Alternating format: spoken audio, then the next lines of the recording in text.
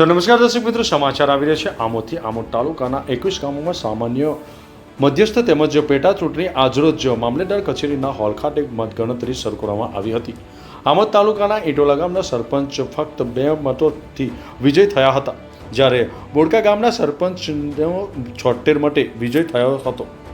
મામલેદાર કચેરી બહાર મોટી સંખ્યામાં લોકોના ટોળા ગણતરી સમયે ઉમટી પડ્યા હતા।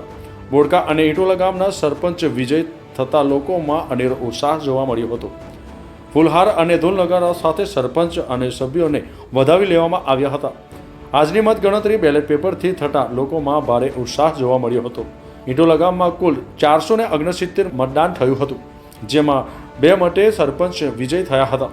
ફૂલહાર કરી તેઓને ઉંચકી લઈ ખુશી વ્યક્ત કરવામાં આવી હતી। આજરોજ આમોદ તાલુકાના 21 ગામોમાં સામાન્ય મધ્યસ્થ તેમજ પેટા ચૂંટણી હોવાથી મછાસરા, તેલોટ તેમજ સરબાન અને ઈટોલા ગામે સરપંચ માટે ભારે રસાકસી ભર્યું વાતાવરણ જોવા મળ્યું હતું।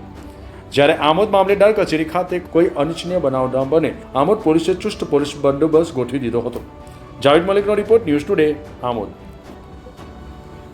રમેશભાઈ દલપતભાઈ, બોડકા ગામ પંચાયતની ગણતરીમાં અમે ખૂબ ખૂબ આભાર માનીએ છીએ આખા ગામજનોનો પૂરેપૂરો, અને અમે બધાનું કામ કરતા રહીશું અને બધાનો ખૂબ ખૂબ આભાર છે અમને। કયા મુદ્દાઓ પર તમે આ ઇલેક્શન જીત્યા છો?